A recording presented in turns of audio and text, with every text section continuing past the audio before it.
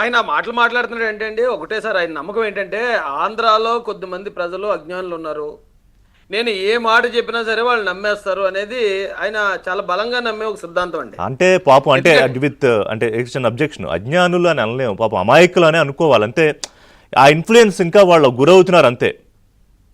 లేదండి అమాయకులనే అదే మీరు ఒకవేళ మీరు అమాయకులు అనొచ్చు కానీ జగన్మోహన్ రెడ్డి గారు ఇప్పుడు బాబాయిని ఎవరు లేపేశారో వాళ్ళందరికీ తెలిసినా కూడా ఇగో చంద్రబాబు నాయుడు గారే చంపేశారు నారాసుర రక్త చరిత్ర అని చెప్తే నమ్మిన వాళ్ళని అమాయకులు అనకూడదండి, అజ్ఞానులనే అనాలి. అలాగే ఆయన చిన్న కోడికత్తితో ఎక్కడో ఎవరో వచ్చి కూర్చోడు నన్ను చంద్రబాబు నాయుడు గారు చంపేపోయారని ఆయన చెప్పినప్పుడు అది నమ్మిన వాళ్ళు అజ్ఞానులు అనాలి కానీ అమాయకులు అనకూడదండి. ఎందుకంటే ఆయన చెప్పే మాటలు ఇప్పుడు కూడా అయ్యే మాటలండి. ఎందుకంటే ఇప్పుడు మ్యాటర్ వీక్ ఉన్నప్పుడు పబ్లిసిటీ పీక్స్లో ఉంటుంది సార్. ఆయన దగ్గర ఏదైతే లేదో అదే ఉందని ఎక్కువగా పదే పదే చెప్పడం జగన్మోహన్ రెడ్డి గారికి అలవాటు.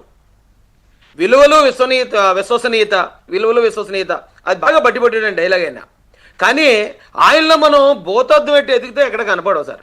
భూతద్దం పెట్టి ఎదిగితే ఆయన నమ్మినోళ్ళ విషయంలో కానీ ఇక సొంత కుటుంబ సభ్యుల విషయంలో కానీ ఆ సునీతారెడ్డి గారి విషయంలో కానీ సొంతోళ్ళకి న్యాయం చేయలేనోడు. అంటే సామెత ఉంటుందండి, తల్లికి కూడెట్టినోడు పినతల్లికి పట్టుచీర కొంటాను అన్నాడట. ఈయన మాటలు ఇవన్నీ తెలుసు ఆంధ్రప్రదేశ్లో ప్రజలందరికీ. కానీ అయినా కూడా ఆయన చెప్తున్నాడు అంటే మరి ఎవరో అజ్ఞానులు ఉన్నారు వాళ్ళు నా మాట నమ్ముతారనే ఆ నమ్మకమే కదండి. ఇందాక అన్న శ్రీనివాసరావు గారు చెప్పారు, భయపెట్టి ఆయన ఈ రాష్ట్రాన్ని హస్తగతం చేసుకుందాం అనుకున్నాడు. చాలా మంది రాజకీయాల్లో మంచితనం చూపించో లేకపోతే అభివృద్ధి చూపించి లేకపోతే యువతకి ఉపాధి కల్పించి మాకు ఓటేయండి అని అడుగుతారు. కానీ జగన్మోహన్ రెడ్డి గారు అలా చేయలేదండి. ఆయన రావటమే 151 సీట్లతో ఎప్పుడైతే అధికారంలో కూర్చున్నాడో ఇక ఈ రాష్ట్రంలో నాకు శత్రుశాసం లేకుండా క్లీన్ చేసేసి ఆ నార్త్ కొరియా కిమ్ లాగా ఎప్పటికీ తానే ఉండాలని ప్లాన్ చేశాడు సార్. ఎందుకంటే చంద్రబాబు నాయుడు గారిని అరెస్ట్ చేసాడండి ఆయన. అది అసలు చరిత్రలో గతంలో జరగలేదు, భవిష్యత్తులో జరుగుతుందని ఎవరో కల్లో కూడా ఊహించుండరు. అలాంటి పెద్ద ఆయన్ని 40 సంవత్సరాల రాజకీయ చరిత్ర కలిగిన పెద్ద ఆయన ఇప్పుడు దాకా ఎక్కడ కనీసం ఆరోపణ కూడా లేని వ్యక్తిని నిర్దాక్షిణ్యంగా తప్పుడు కేసు పెట్టి నిర్దాక్షిణ్యంగా అరెస్ట్ చేయడం ద్వారా తెలుగుదేశం పార్టీ ఖాళీ అయిపోద్దని ట్రై చేశాడు సార్ ఆయన. అలాగే పవన్ కళ్యాణ్ గారిని కూడా వైజాగ్లో ఉక్కిరి బిక్కిరి చేసేసి లేదా ఆయన అరెస్ట్ అయినప్పుడు ఆయన రాష్ట్రంలో దిగుతూ ఉంటే ఆయన ఎక్కడికక్కడే కట్టడి చేసి అంటే అసలు ఆయన మీద పర్సనల్ గా వీళ్ళు చేసినంత దాడి ఏ రాష్ట్రంలో ఏ నాయకుడి మీద చేసి ఉండరు ఎవరును. అదే నేను అదే చెప్తున్నాను సార్. ఆయనకి వీళ్ళిద్దరూ ఆయనకు అడ్డండి, చంద్రబాబు నాయుడు గారు ఆయన కడ్డు, లోకేష్ గారు ఆయన కడ్డు, పవన్ కళ్యాణ్ గారు వీళ్ళ ముగ్గురు లేకపోతే ఇక ఈ రాష్ట్రంలో ఆయన అడ్డుకునేవాడు ఏమన్నాడు చెప్పండి. అందుకని వీళ్ళని ఎలాగైనా సరే అడ్డు తొలగించేద్దాం అనుకున్నారు.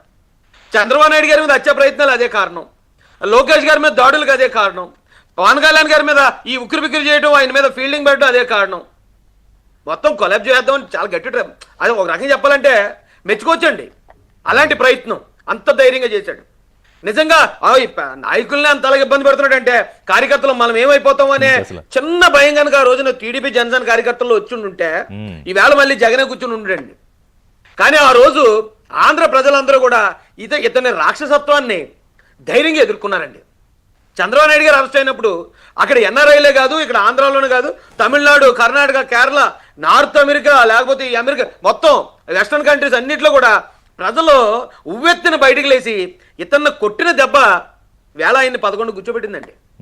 అతను చేసిన ప్రయత్నం మాత్రం ఈ రాష్ట్రాన్ని కంప్లీట్గా అంటే ఒక శత్రురాజు వచ్చి ఒక రాష్ట్రాన్ని ఆక్రమించుకుంటే ఎలా